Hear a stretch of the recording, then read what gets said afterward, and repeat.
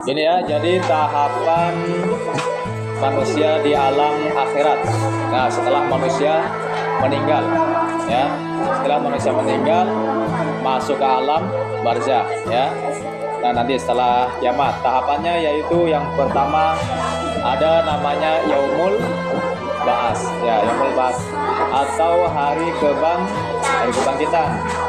Jadi nanti pada hari kebangkitan ini semua manusia dari zaman Adam sampai manusia terakhir dikumpulkan menjadi satu, dibangkitkan, ya.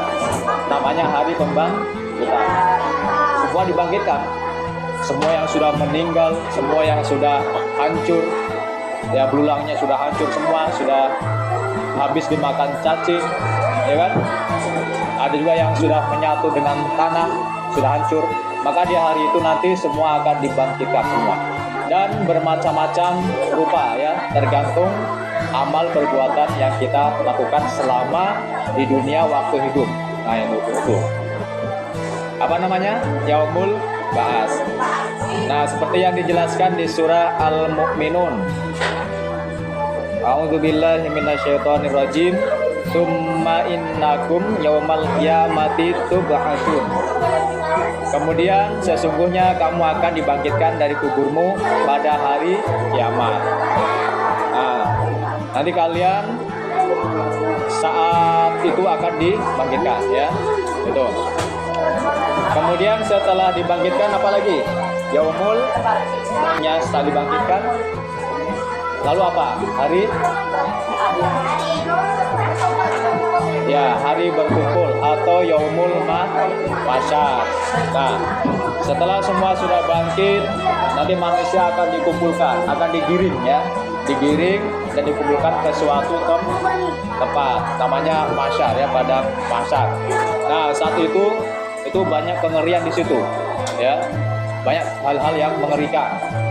Manusia akan banyak wujud. Nah, akan berbeda-beda wujud tergantung amalnya. Dan saat itu matahari dia dekat. Nah, matahari dekat sedekat sejengkal, ya, sejengkal tangan. Bisa dibayangkan kalian berdiri di lapangan panas enggak? Panas, ya. Padahal itu jaraknya berapa kilometer, ya. Nah, jaraknya sangat jauh. Nah, itu sudah sangat terasa panas. Kalian berdiri 1 jam 10 menit aja mungkin sudah berkeringatan, sudah panas dan tidak tahan, ya. Nah, apalagi nanti di yaumul mahsyar ini yang mataharinya begitu dekat. Nah, orang yang amalnya buruk, pasti langsung meleleh itu, ya. Nah, bermacam-macam rupa saat itu. Ada juga yang dia sampai tenggelam dengan keringatnya, saking cucuran air keringat. Nah, dia tenggelam dengan keringatnya sendiri. Ada yang keringatnya dia sampai di sampai di tenggorokan. Nah, ada yang segini, ada yang sampai tenggorokan. Dia tidak tenggelam. Nah, kisah orang yang keringatnya sampai sini, dia dulunya ahli azan, dia suka azan. Nah, orang muazin, ya, dia tenggelam dengan keringatnya. Nah, makanya sering-sering azan, ya, banyak pahalanya. Nah, orang yang azan, suka azan, nanti dia tidak akan tenggelam dengan air keringatnya. Ya, di situ ada yang beda-beda, ya. Nah, sudah digiring. Manusia merasakan kepanasan yang mencekam, menunggu penghakiman.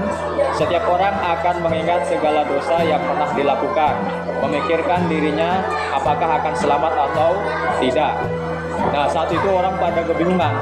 Dia masing-masing memikirkan dirinya sendiri, tidak sempat memikirkan orang lain, ya, tidak sempat melihat-lihat orang lain, karena dia sibuk dengan diri dia masing-masing saat di padang mahsyar. Di padang mahsyar ada yang tidak pakai baju, ya kan? Ada yang tidak pakai baju, pokoknya berupa-rupa bentuk. Tapi satu dengan yang lain tidak saling melihat, tidak saling memikirkan, karena dia sibuk dengan urusannya diri sendiri. Nah, dia bingung. Nah, dia mengingat dosa-dosa yang telah lalu. dosa-dosa yang telah lalu, dan dia memikirkan dirinya selamat atau tidak. Nah, selamat atau tidak saat di padang mahsyar itu, ya. Tapi orang yang perbuatannya baik akan dinaungi, ya, sehingga tidak merasa kepanasan. Walaupun matahari dekat, kalau dia dulunya beriman, dulunya dia banyak amal soleh, amal jariah, maka dia akan dinaungi oleh amal itu. Dia tidak akan kepanasan, ya, tidak akan panas, tidak akan sengsara. Itu padang mahsyar. Nah, setelah dikumpulkan di padang mahsyar, ada namanya yaumul hisab atau hari perhitungan.